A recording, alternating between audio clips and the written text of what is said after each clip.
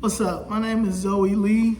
I am the founder of Uncomfortable Truth Lifestyle and Chicago Flips Red. I wanted to hop on here because I want people to understand that I do not care what anyone thinks about how I politic, how I protest, and the way that I say the things that I say. When I started in the summer of 2023, I didn't start because I was worried about what other people were going to think or any of those things. I started to protest because y'all are not about to play with my mother. That's number one.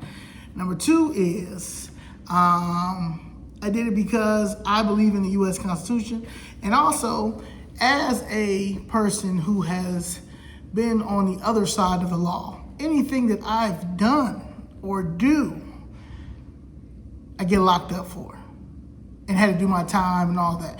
From the ages of 17 until 24, I was in and out of jail, prison, parole, probation. I was wild. But I did everything I had to do. I got off parole, I got off probation. Some of the things I shouldn't have even been convicted of. But it is what it is. So because of that, I have always been funny and I've always been into entrepreneurship. So I always know that I will never be able to work for anybody if I wanted to. And I won't be able to get a decent paying job regardless of school or whatever because of that record that always follows you, regardless of the expungement and all that BS stuff. At the end of the day, it's who you know. And that's just what it is. Now, when I decided that I wasn't going to let the city of Chicago play with my family and play with my First Amendment right and my tax-paying dollar, I decided to protest outside for 17 weeks. And I watched each and every one of these no good politicians, aldermen, walk past me.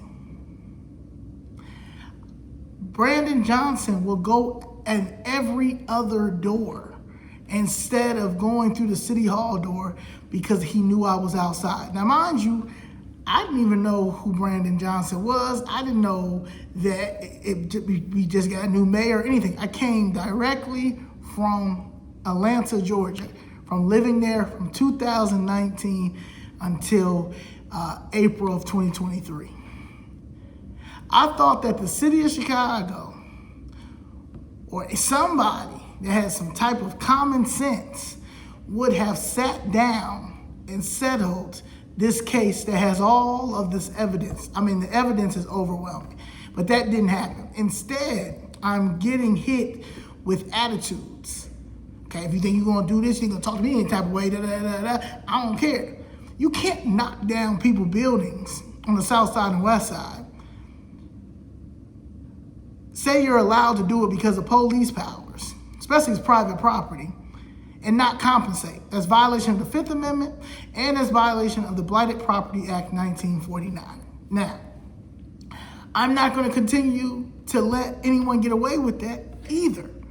So for 3 years, I watched these people ignore me, ignore my mom, ignore Leroy, and ignored other people that were down there with their problems and their cases. I also told that man, if they do not settle this case, I will flip Chicago red because it's the worst customer service I've ever had in my life. And that's where it still goes to, the worst customer service I've ever had in my life. I am a tax-paying citizen. My mother is a Chicago-born and raised resident here. Okay, she went to grammar school here, she went to junior high here, she went to high school here, and she went to college in Rensselaer, Indiana, which is right down the street, and came back here. She was one of the first people to work for Xerox, okay? My mother put a lot of skin in the game and money in the game in her hometown. My godfather, an entrepreneur, 43 years of a business that everybody knows about in Auburn Gresham. They knocked down the building knowing that he had a deed, knowing that he had no mortgage or anything on there, knowing that he had any liens or anything on that, and knocked it down, did not compensate him. And David Moore gets $1.5 million every year to take care of certain things like that. And if I'm lying, then talk to the city of Chicago Law Department, who left a message on my mother's voicemail saying that she's surprised that the alderman did not contact my mother and offer her any type of compensation. We got that voicemail. So everything that I'm doing out here is warranted. So if you have an issue with how I say things to these disrespectful politicians, or if you think that I'm going to argue with peers that are my age, that are off of Don Julio and pills, and want to tell me who's disrespectful and who's not when it comes to these politics, you're going to get cursed out every time. You're going to get cursed out every time. I was patient for a year. I was patient for a whole summer, 2023. These people ignored me. They ignored me. So now that I'm out here giving my truth with the facts, because I watched all these people vote the way they voted, didn't come in when they were supposed to, passing TIF money left and right. I'm watching them launder all our taxpayer money in our face. Y'all mad. Everybody mad. People mad at me. Oh, she ignorant. Who ignorant? It's the way you do things. I did everything correct. Protested outside. I asked nicely. I asked, could they meet with me? Could they meet with I said, y'all have to meet with me. Meet with my mom. She got all the evidence. All that stuff. I did all that. So now that it's election season,